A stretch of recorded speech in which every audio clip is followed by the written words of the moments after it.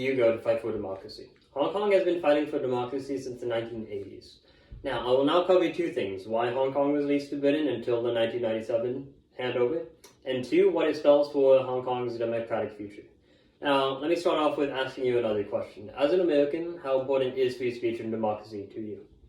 For Hong Kong, it is very important. Would you stand up and protest the government trying to take that away from you? Today, I will now inform you on Hong Kong's history of democratic protest since the 1997 handover. To start off, let's go over why Hong Kong was under British rule in the first place. To put it brief, the British wanted more Chinese tea, and they didn't want to trade silver and gold for that tea. So instead, they got Chinese people hooked onto opium so that they could trade it in place of the silver and gold that would normally be traded. Now, this led to a dispute and led to the Opium Wars, which Britain eventually won, and that led to China ceding Hong Kong to Britain for 99 years in 1898. Now, British rules were stable and consistent, and that led Hong Kong's economy to flourish and become a center of international trade. The Hong Kong handover occurred at midnight at the start of July 1st, 1997, which officially ended Britain's 99-year lease of Hong Kong. Now, some changes that resulted with one country, two systems principle that was passed, for example. Now that passing meant for Hong Kong to be officially part of China, you have their own economic and administrative systems. Now, the Hong Kong Basic Law Act was also passed, which would guarantee universal suffrage. Universal suffrage being the right to vote no matter your sexuality, gender, ethnicity, etc., with the exception of age restrictions. Now, that said, many Hong Kong citizens viewed universal suffrage as not being achieved just yet.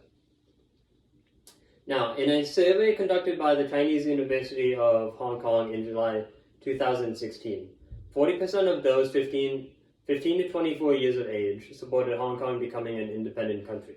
Of all ages, 69% of people supported the one country, two systems rule. And yeah. So now that we understand the Hong Kong handover some more, let's cover the implications for the future.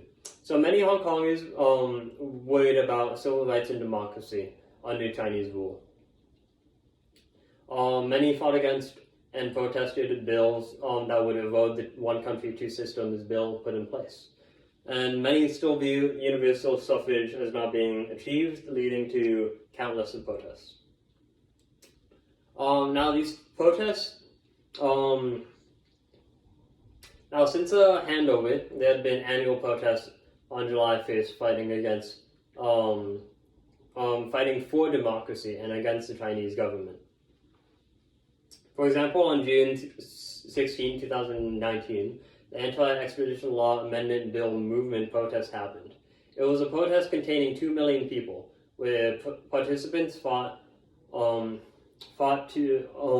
against being exposed to the mainland China's legal system. Now, out of these protests, some wanted Hong Kong to become its own separate country, as mentioned before. So when Xi Jinping, the ruler of China, was questioned on this, he said, quote, "Anyone who attempts to split any region from China will perish, with their bodies smashed and bones ground to powder."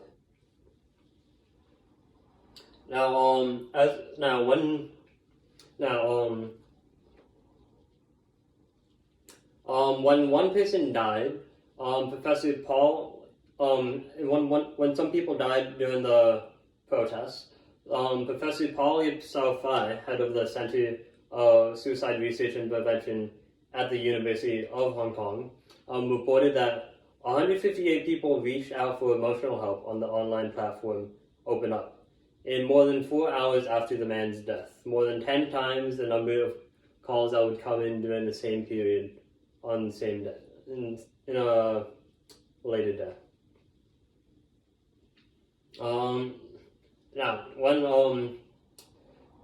Now, as a reaction to the protests, former President Donald Trump signed 2 bills outlining the sale of crowd control tech.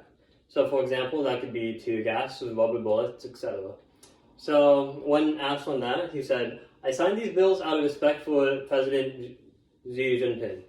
China, China and the people of Hong Kong, they are being enacted in that the leaders and representatives of China and Hong Kong be able to amicably settle their differences, leading to love and peace and prosperity for all." Now that said, feel free to click on the visual aid, my second visual aid. So it's basically a graph showing Hong Kong's economy since 2008, where the financial crash happened, and its economy during the protests. And it dropped quite a bit since the financial crisis in 2008. So many July 1st protests went hand in hand with the anti-extradition law bill, such as on July 1st, 2019, where over 200,000 participants participated in the protests. Now, hopefully, we learn more about Hong Kong's handover, and so let's go through what we learned. Now, due to the Hong Kong handover in 1997, many of mainland China's laws have been bleeding into Hong Kong and restricting free speech and democracy. Many Hong Kongers have been unhappy with the state of democracy in Hong Kong and have been fighting against the government for universal suffrage. Now, I hope today I informed you on Hong Kong's history of democratic protests since the handover. Now, since the handover, there have been protests every year since. I asked you this question at the start, and I'll ask it again. How far would you go to fight for democracy?